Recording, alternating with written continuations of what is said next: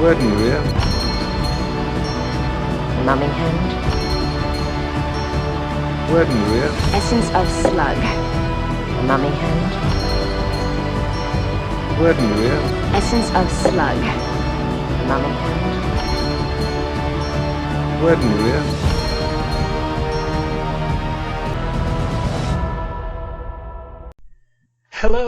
Hello, and welcome to another episode of It's Time to Rewind, the podcast trapped in its own time loop right along with the movies we discuss.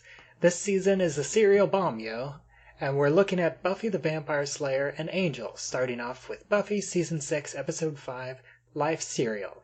Today we're discussing the second loop, starting at 22 minutes and 13 seconds, with the bell ringing and the female customer walking in again, and ends at 24 minutes and 22 seconds, with Buffy telling the customer fingers sold separately. Joining me once again is Elwood Jones from Movies and Tea. How are you doing today? I'm good, thank you. It's good to have you back. And I didn't talk about it in the last episode because this one is a bit shorter, so but I am curious, I know we talked about a little bit about your revisiting Buffy for Channel Superhero, but do you remember where you first were introduced with Buffy the Vampire Slayer and the whole Whedonverse?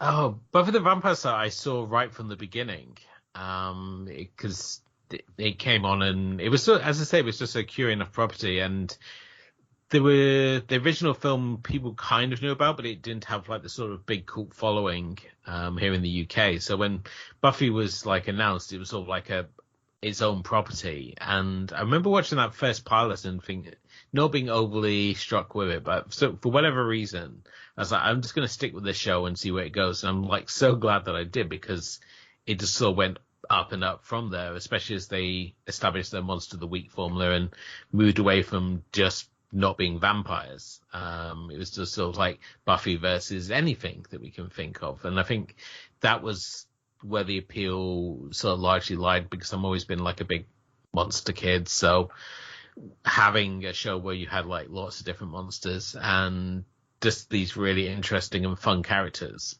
who weren't sort of the cool kids. They were sort of they were kind of I saw myself in these were the nerdy kids. They were the underdogs, and yet they're the ones who are going to save the world. And just how the show sort of evolved over each season, I think, is what really kept me sort of engrossed. It sort of felt they had this growth and this evolution to it, compared to other shows which sort of felt very within their own seasons. Because this was back when we were able to produce a season and not end on a cliffhanger, which is something Netflix could really learn to do, because now everything ends on a cliffhanger and more likely gets cancelled on a cliffhanger. So at least back then, it seems like a lot of times, especially some of the overly dramatic shows, every episode ends in a cliffhanger, where it's I've got to watch the next episode to find out what happens. And I do like. I think one other thing that kind of set Buffy apart, I want to say, is how it took this sci-fi fantasy setting, and they used the setting as a lot of metaphors for high school life and growing up. And I think some of those they did really well, and some of those not so well. I think for me, some of the worst episodes were the ones where they really leaned too heavily on that metaphor for real life. In the early episode, I think the whole the fisherman swim team metaphor for steroids. Yeah. I think that was a bad one. And this season, I feel like they kind of went back to that. And I was not a fan of how they used magic as a metaphor for drug addiction. It's always going to be tricky when you do a subject like drug addiction, especially on this sort of show, is because you can't obviously go as hard as something like The Wire or The Shield, a primetime sort of drama, because it's obviously the slot that it is, and it's supposed to be aimed at a younger teen audience. They were always really sort of cautious of how they approach it. And I mean, it's a miles better from Saved by the Bell's I'm so excited drug montage, or when the kids always used to always be hooked on speed whenever they had episodes, and it was always like, oh, I've got these caffeine pills. Mhm. It was like caffeine pills or freeze-dried caffeine to like help you with your studying and stuff. But with Buffy, I mean, as you said already, it covered a lot of different high school things. I mean, we had high school shootings in this, we had suicide, we had homosexual relationships, we had domestic abuse, we had loss of a parent. There was a lot of topics that it covered over the course of its run, and I think a lot of it's only when you sort of go back with that critical eye and you sort of go, oh wow, this was like all these different topics that we hit over it at the time, you think it's just sort of like another addition to this world, or it's still buried underneath the whatever the problem is for that week's episode. So Yeah, and I think one of the best ones was, whenever she lost her virginity to her boyfriend, who then kind of became a monster, and in the show he became a literal monster. Yeah, it's and it was the episode after that she loses her virginity, and she's sort of like so crushed by his rejection of her that was just like so powerful. But at the same time, there was also it's another episode that was lost, especially back then, because there was a lot of kids like myself who hated Angel, because all your female friends all used to like just constantly go on about how much they loved Angel, and then they were sort of like, he's a vampire. It doesn't make sense for the Slayer to be dating a vampire. And then when he became evil, it's like, see, told you. Yeah, and then in this season, I actually like how it's presented, at least in the first half. I haven't gotten to the really bad part of the Spike Buffy relationship. I hated that so much. It was sort but of like, I do like how they present this as, it's Buffy is in a bad place, and she is, as she puts it to Tara, basically using Spike, because she's just using him to to make her feel, because she's in this really dark place, being brought back to life, and she is just struggling with life in general, and so she's drawn to this toxic relationship because she knows that, or at least she feels like nothing serious can come of it, so it's just something that's there, and it's like in a way, it's almost like her version of the drug addiction, and I think that is done so much better than the magic drug addiction. I thought that it was done well in the first half of the series, but then it just escalates all in that one single episode, and then it goes from zero. It like slowly ramps up, and then it goes all the way over the top in the one episode where she's going with Amy to the magic drug dealer, and then she brings Dawn there instead of going to the movie, and then she does the whole drunk driving and crashes and gets slapped by Dawn. This all happens in one single episode, and I think that is really the big failing of that whole arc. And then I think the whole recovery is done a little bit better as well, even though I also don't like the whole Amy as basically the enabler character. Well, I think when it came to Amy, she was always seen as using magic to her own advantage. It was never for any sort of good purpose. I mean, when she's introduced, initially she's using magic to cheat on her tests. And her magic was always sort of like, she sort of like used magic just as her own advantage. She had no greater plans on like world domination or like being evil like her mother was. So, and her mother getting turned into the trophy is still absolutely haunting. Mm-hmm. The fact that it's constantly referenced in is sort of like, I think like when Oz says, I think that trophy's eyes are following me, and it's sort of like, that's just like, I think Black Mirror tapped into that same sort of hauntiness of being trapped in an inanimate object. So I think when it came to Amy, she was sort of like, oh, it's sort of like, if anyone's going to show her like the wild side of sort of like, embrace, magic. We're like witches, we're all powerful. We don't have to obey by society's laws and stuff. But like Willow, obviously being so powerful, she sort of like goes that step further and thinks that she's so untouchable. And by the end of the season, she's sort of like, it's all like all about what's going to pull the pin on her, really. Yeah. Even though she's still, like, several years later, knows exactly how to find her magic drug dealers. Mysterious moving den. It's like the castle in Krull, isn't it? Yeah. Just randomly appears in places. And you would think for a magic drug den that, you know, it could at least make it look a little nicer. It looks like such a rundown. It's basically just the same warehouse set that they have for every villain on this show. Yeah. Always hanging around these like dusty industrial estates. All right, well, I suppose we should get to the actual loop, which, you know, this is the second loop. It's the first repetition. And I think it does a good job of getting through these really quick milestones. You know, you have the woman entering, you have Giles basically starting to repeat exactly the same way, and him cleaning his glasses. And I think it's interesting that Giles doesn't really pay much attention to Buffy. It's, you know, he doesn't fully go on with his line again the way that he did before, but he doesn't really stray very far from it. It's almost like he's on it's almost like he's a recording in a way. I have to say, obviously, as someone like yourself who who looks at time loops, were you relieved that we don't go straight back to the start of the day? Because that's like one of my worst things that I hate about time loops. Whenever a series does a time loop episode, which is inevitable that every show will eventually do one. But I was kind of glad that we don't go right back to the start of the day. We just go back to this little moment in time. So with the ringing of the bell, obviously marking the start of the new cycle. I was kind of glad that we're not having to see Buffy's day again. And yeah, it's an extremely self-contained and efficient time loop, because, you know, this is basically just Act 3 of a 4-act structure. And we got the Apple Mac monitors that they're watching them on.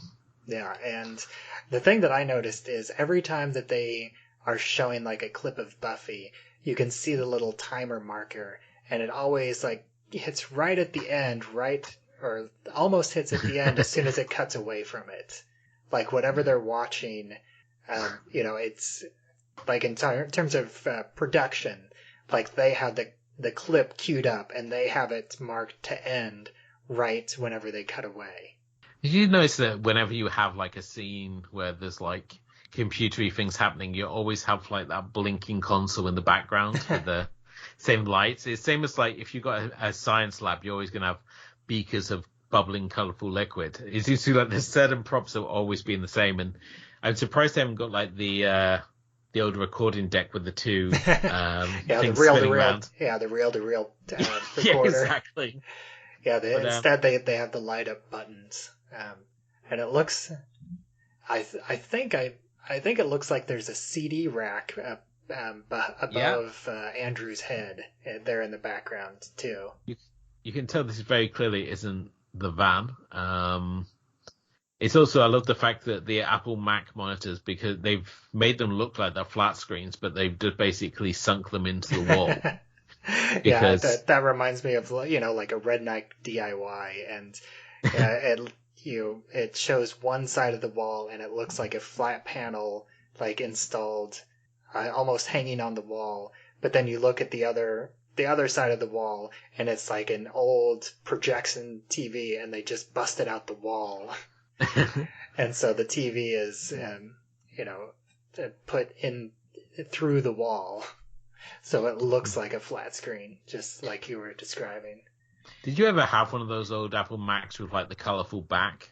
No, I was never a Mac person. No? I think we had them in one of my schools. Yeah. I think we had a couple of those. The iMac, I think, was... I thought I was so cool with my green monitor computer. I was like, even though everyone else was like PC kid, I thought it was like the bee's knees, because this was like the one PC that was advertised on TV when, you know, computers weren't really advertised. And I thought, I'm like so cool. I'm the computer that Jeff Goldblum advertises. And looking back, probably wasn't that great. It was like the same as the 486. So So do you think that the trio are outside of the influence of the loop, or do you think that they are experiencing the loop along with Buffy? They are. I believe that they are outside the loop because I think earlier in the episode they make mention to the fact she's. Like they whenever they're saying which one took the longest, and they said from Giles's perspective, Buffy's or that one was the shortest. Because they make acknowledgement of the fact that she's in a loop. So they do obviously make reference to it. So I believe that when it comes to like this the time loop, that is they've somehow got themselves outside of the loop somehow. So because everyone else just seems to be affected. localized just within the magic box. And Jonathan says that he made a task that resists solving. And that's always a task that's never resolvable. Oh, another hand. I didn't see this until now. There's a hand right behind Warren's head that looks very similar to the mummy hand. And then right above that, you got the Super Soaker. Uh-huh. Because, that's classic 90s for you.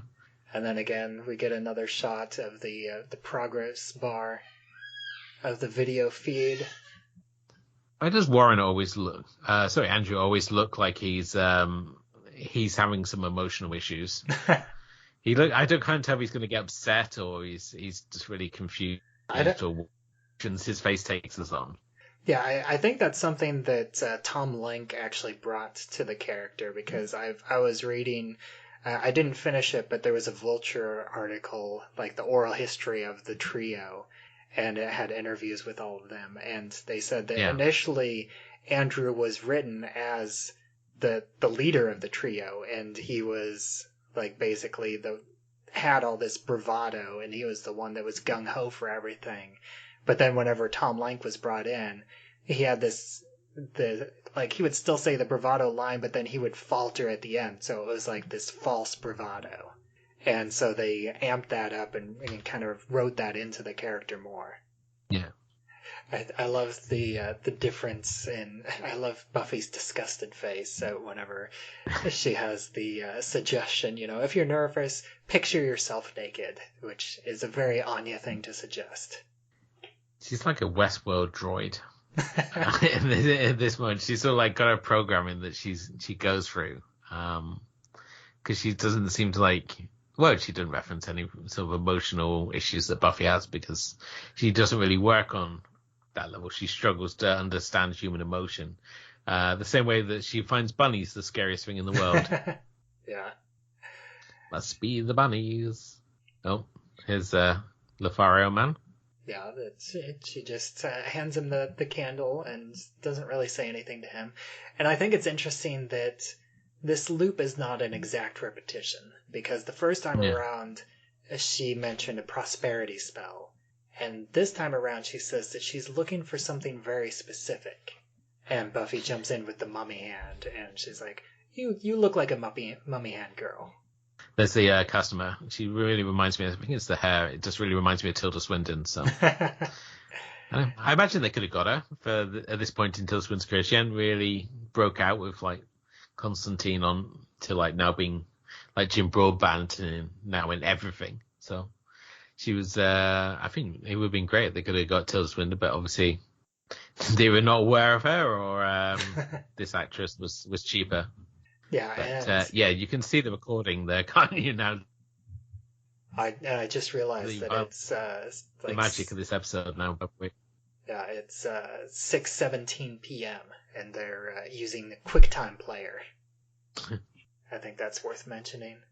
Going off to find the mummy hand.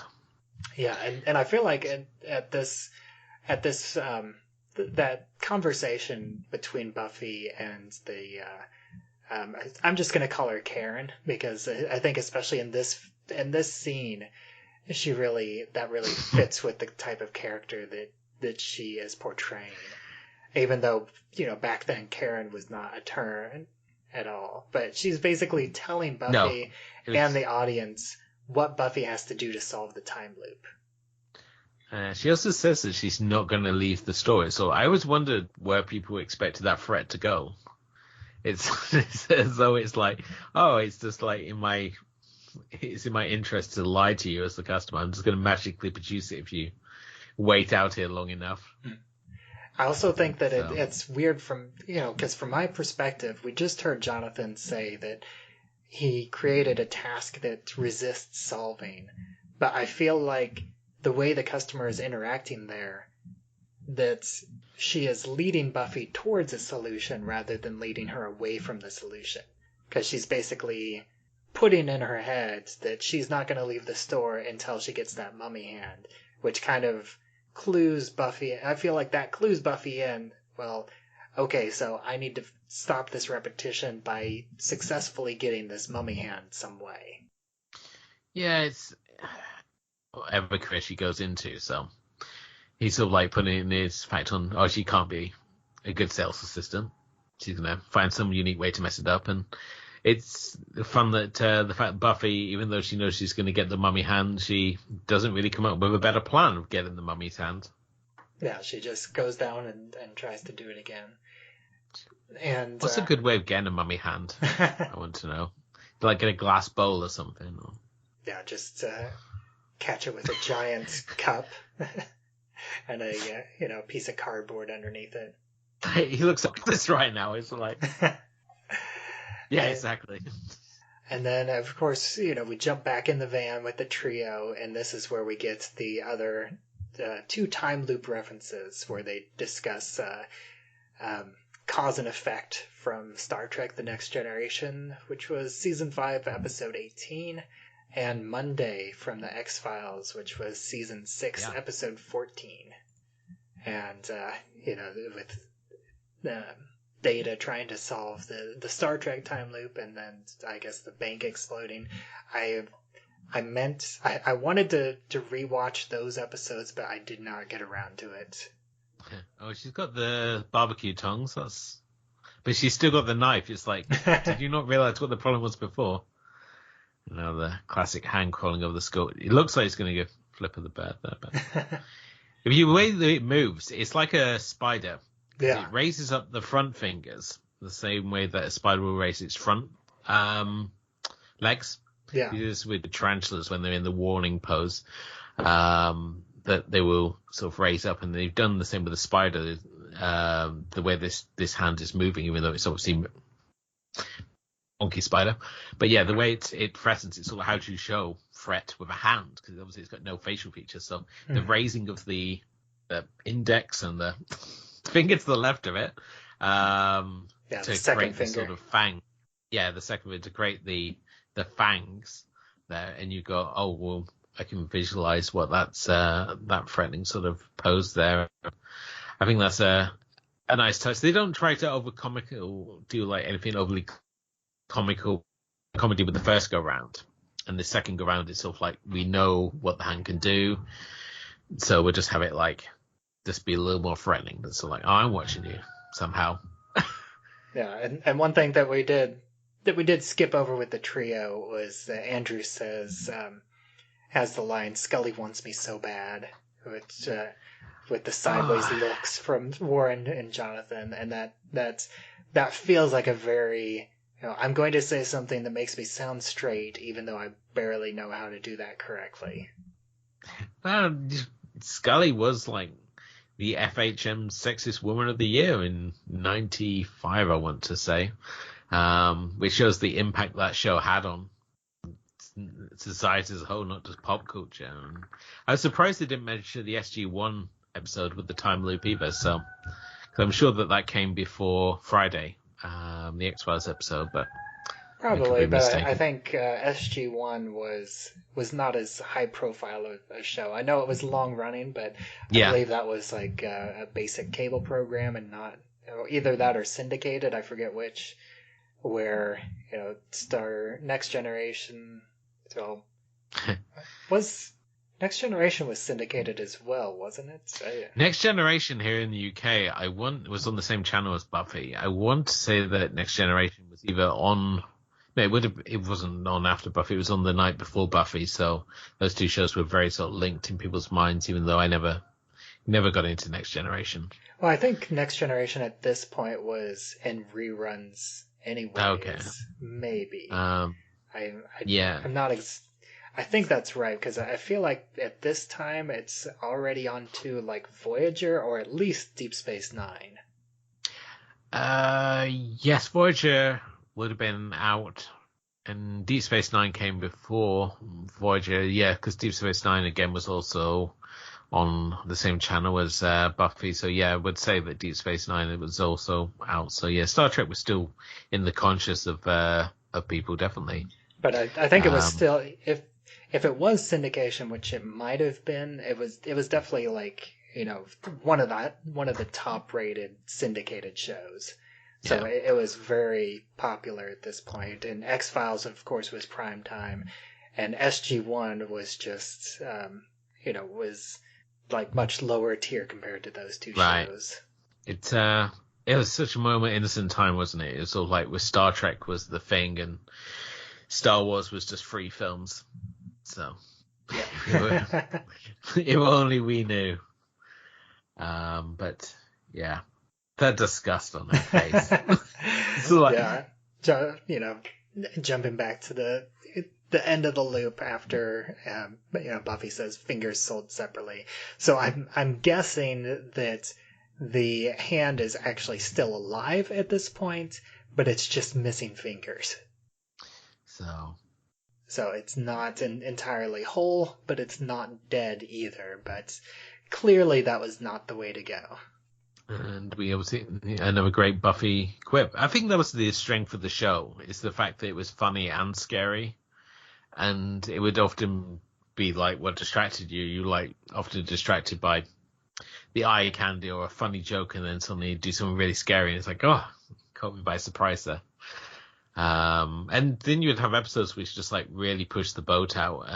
In much way like the X-Files had like Home and Humbug, those episodes that just like went to a whole other level with like the shocks, and you had it with Buffy and Swim Fish Boy Swim, with like the players shedding their skin and turning into like the mutants. And there's a couple of other episodes. I think there's one where the vampires create a blood draining machine, which was pretty horrific as well. So and of course the gentleman in Hush. The gentleman. Which that's an episode that I'm going to cover on as a bonus episode this season.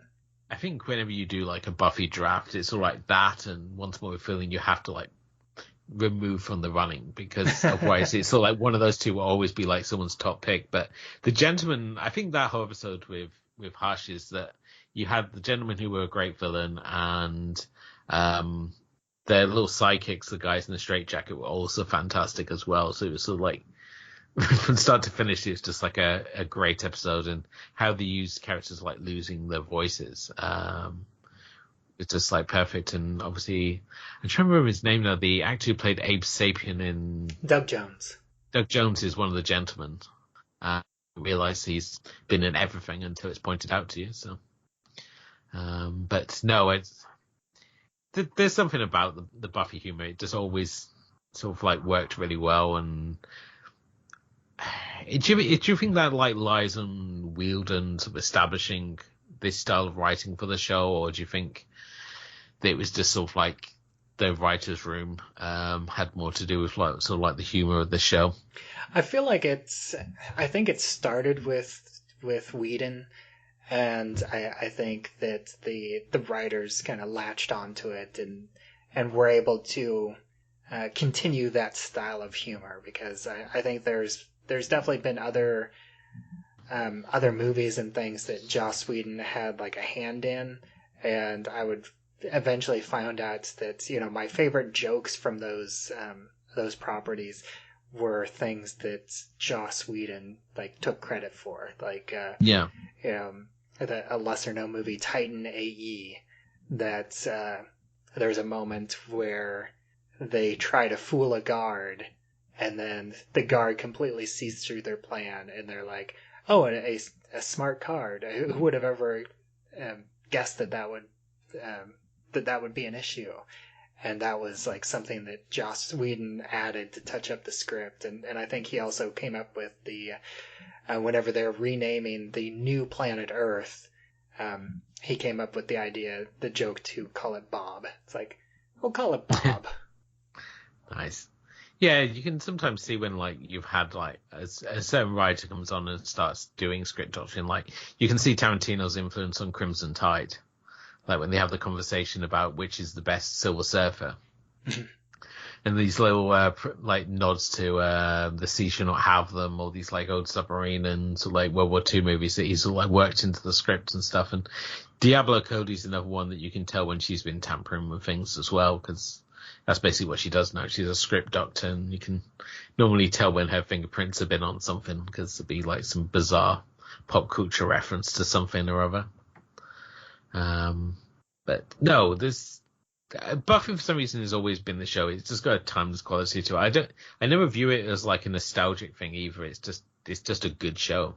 It's like Alias. It just holds up. Yeah, I think the biggest thing that really puts it in a time and place, which we don't get that in this episode or in, it didn't happen so much in Angel anyways, is we don't get any scenes in the Bronze. Like, we don't get any musical acts, which I think that's something that really puts Buffy in a place and time. Yeah, the Bronze was always like them trying to have their Crow moments. Like when you watch The Crow, and like every time they go to the bar in The Crow, it's always like some cool band playing. And then Buffy tried to replicate it, and the OC then tried to replicate it, or what Buffy started, where they had like the Killers and the Walkmen like playing just randomly. But you look at some of the bands like Oz's and like band. Charmed did that as well. Yeah. Well, Charmed I think has less of an excuse, because it was kind of like in that same wave of like every show trying to find their Buffy. I never watched Charmed. Was it any good? No. Okay. My wife loves it, and I reluctantly watch it with her. It has a few good moments here, but for the most part, yeah, it's like Buffy, but with the cheesiness turned up to 11. Right. Yeah, I never watched Charmed, because I was told it was sort of like it was a show for girls. But they also said that about Sabrina, but they were wrong. And they said the same about Supernatural, which I think is why nobody watched it, because they were sort of like, oh, it's sort of like, it's a show for girls, and it's sort of like, no, you watch Supernatural, and it's sort of like, no, it's just Buffy with two brothers going across country beating things up. And I think that Supernatural is helping to fill that void left in my life by Buffy, because I'm now finally watching it. And it's it did go for 15 seasons. So I've got plenty to watch, which is great. And then they just, I'm not sure if it just started or if it's about to start, the Winchesters, the prequel series. So it's good when you find a good show with a lot of seasons. Yeah. That you missed the first time around. Because again, this is always the thing. I can never start like a show with like join at season 3 of a show. I have to like catch at the beginning, or I just don't watch it. So yeah. Well, I think we've drifted far enough away from this loop. Was there anything else that you wanted to say about this loop, this first repetition? No, I think that this, much like the first repetition, I think it just embodies really what the show was about at this point. Everyone's Buffy had the strength of her character to show that she can just go on these little solo outings, even if it's something minor, such as like getting a mummy's hand, and it still holds its own. It doesn't need these other characters, but we're always like welcome when they're there to provide support. And it just really shows the strength of the character, like the little quips in it, how she goes about things, this sort of brunt instrument sort of method that she approaches everything with. And I think it's just sort of perfectly highlighted in these two loops, and gives us sort of insight into the slack magic antics of the trio. Yeah. All right. Well, thanks again for joining me for the second episode this week. And once again, why don't you go ahead and let everybody else know where they can find you online?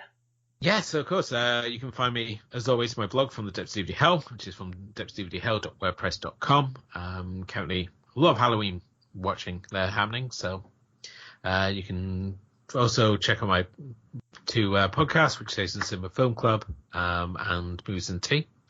And you can find those wherever good podcasts are found, and where questionable podcasts are found as well. And as always, I am Bubbawheat, and you can find me at Flights, Tights, and MovieNights.com. You can find me on Twitter, where I'm at Bubbawheat. You can find this show, It's Time to Rewind, on Anchor.fm, as well as anywhere else that you listen to podcasts.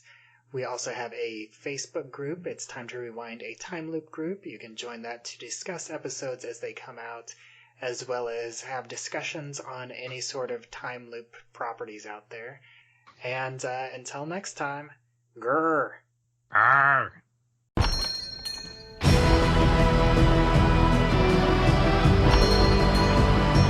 Word in your ear. Numbing hand.